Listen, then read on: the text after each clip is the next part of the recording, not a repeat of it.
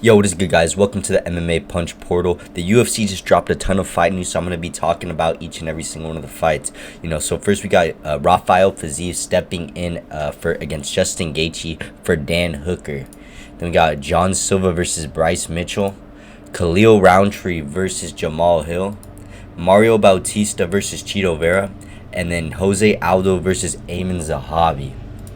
So, bro, not gonna lie, this is a very fire fight. They already did fight. This is the second one where Fiziev honestly wasn't doing too bad in like the first and like second round. Gaethje was definitely fighting back, but bro, that's when Gaethje definitely started to break down Fiziev in that third round and was just jabbing him up a ton.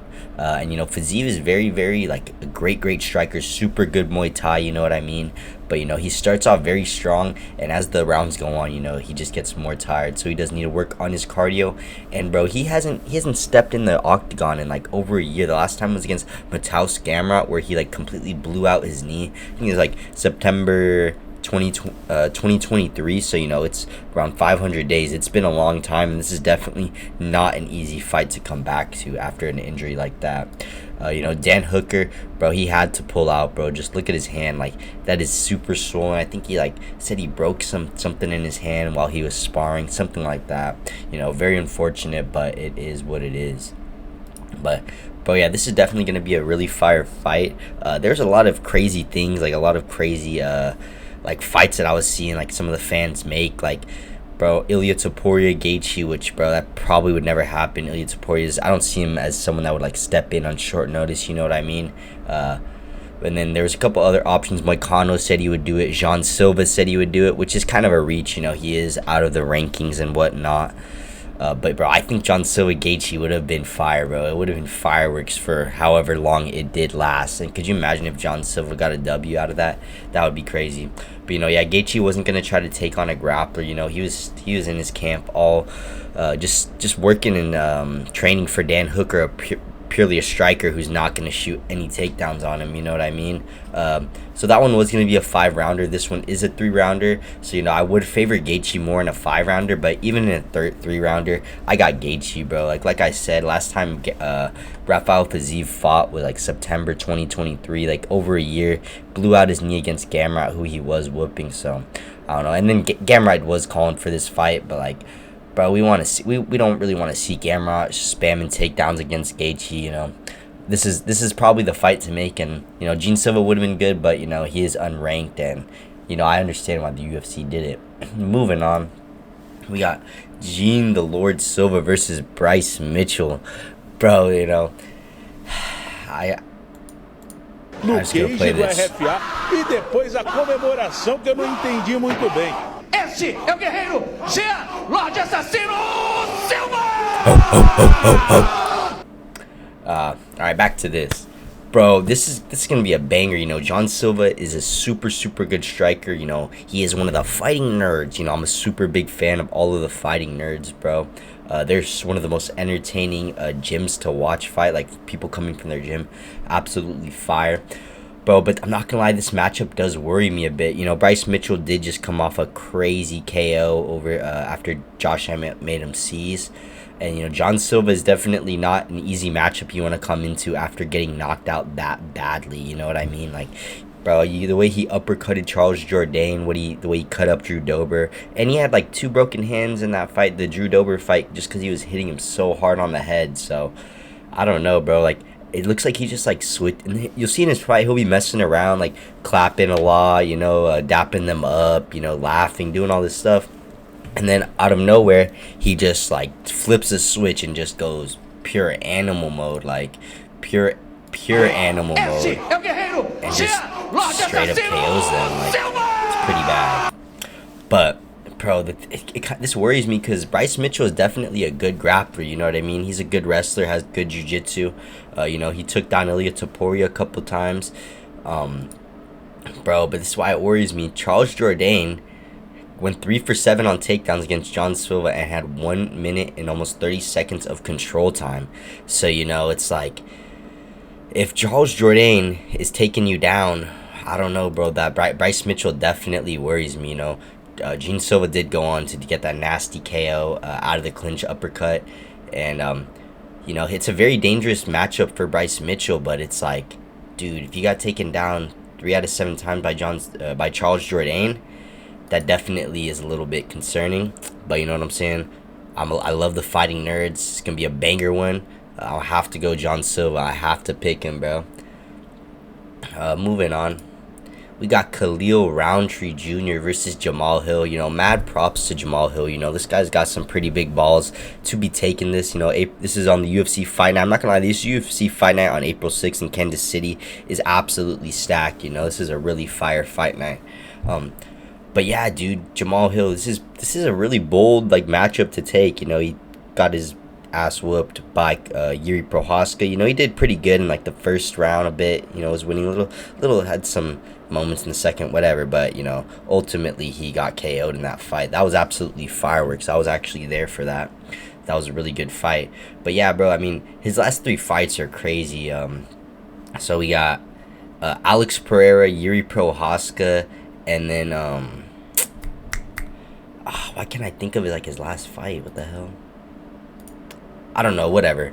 But dude, yeah, Khalil Rountree coming off of that KO loss against Pereira, that was pretty nasty. You know, he definitely took some damage. So both these guys, they're coming off of some pretty hefty damage. Both very hard hitters.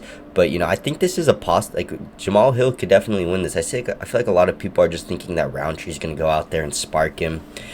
He does have really good Muay Thai, but you know, Jamal Hill, he's gonna be bigger out there. He's gonna be taller. You know, his footwork does worry me a little bit, and you know, Khalil Rountree has some super good kicks, so you know, he could catch Jamal Hill. But you know, this is a very tough fight to talk about. I'm not quite sure what's gonna happen in this one, but you know, mad props to Jamal Hill. Moving on, we got Mario Bautista versus Chito Vera.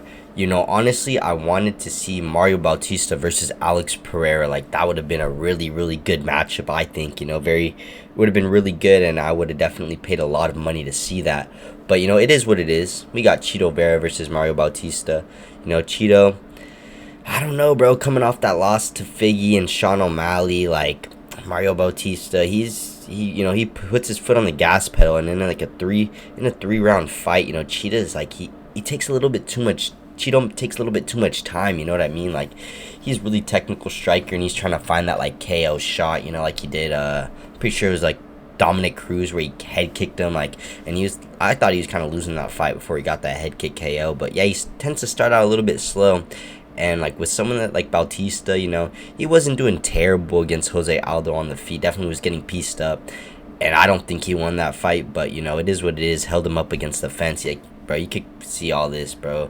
Like, Chito by the spirit of Aldo. Chito getting it done for Aldo and for all of us. Like, Chito about to get held against the fence the entire fight. Like, bro, that's what I'm thinking too. Mario via aggressive cage hugging. Like, I don't know, bro. I just think Mario Bautista is going to be a little bit more scrappier. Going to be trying to, like, every single moment he's going to be trying to win. I feel like Chito's going to be, like, kind of cruising it out a little bit too much. And then it's just going to be a little bit too late by the time he starts to put on, you know, try to put on that heat, you know what I mean? Like how, like in the 5th round against O'Malley, like he just had that good body shot, and maybe if he did that earlier, he could have had a way better chance in that fight. And I don't know, bro. I feel like Chito, he's getting older. You know, he has so much experience, and I feel like, I don't know, bro. Call me crazy, but I feel like a retirement may be soon for him in a couple of fights. It is what it is. Moving on.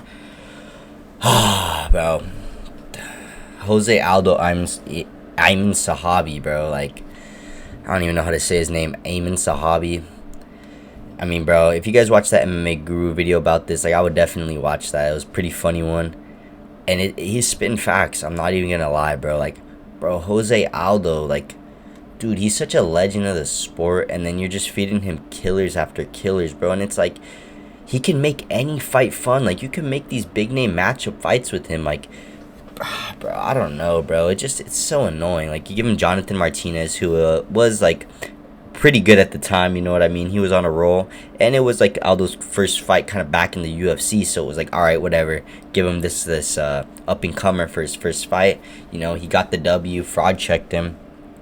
And then you give him Mario Bautista, like, which he beat, in my opinion.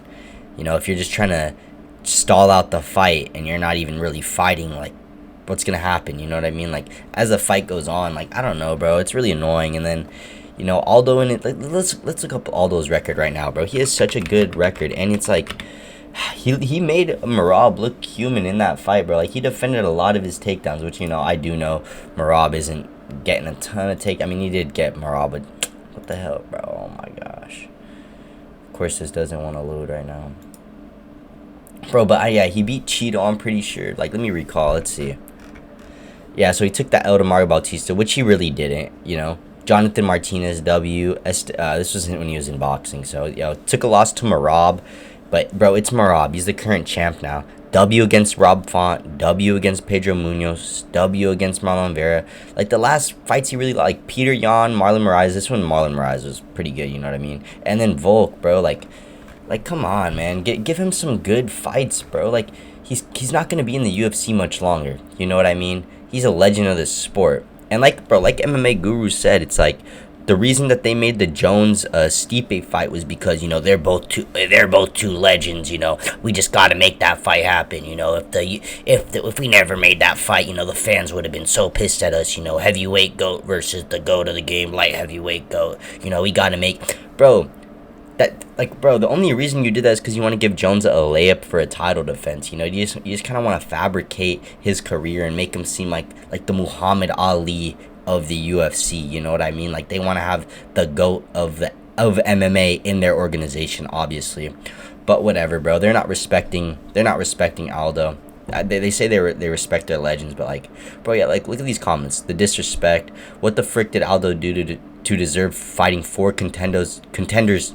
All right, bro, contenders in a row and not something fun. Like, yeah, Ariel versus Aldo before GTA 6, bro. Like, we do not want to see Ayman Zahabi versus Hode Aldo, bro. We don't want to see Helwani fight him. Like, that's not who we want to see, bro. You could have made so many good matchups. Like, bro, you could have done Figgy Aldo. That would have been a banger. Bro, literally almost anyone but Ayman Zahabi. Like, let's go ahead and check the UFC rankings, bro. I bet you there's at least like 13 fights. Almost every single fight is better than this one, bro. Peter Yan, they could have done that. They could have done Umar, you know, after losing, you know, Corey, Figgy, bro. Really, every single one of these fights is better, bro. You even could have given Marcus McGee, bro. Like, this is, bro. So much, bro. Henry Cejudo, they could have done that, bro, for their, like, Henry Cejudo's retirement fight. I don't know, bro. It's just really, really annoying. It's really annoying what they do to Aldo. And I don't know why, like, Dana has, like, a vendetta against him or what. Like, I really do not know. But it is what it is, bro. I'm going to go ahead and end the video off there. But let me know what you guys think about all these fights. Yeah. That's my first YouTube video. Hope you guys enjoyed. Go ahead, check out my TikTok, MMA Punch Portal. Let's get it.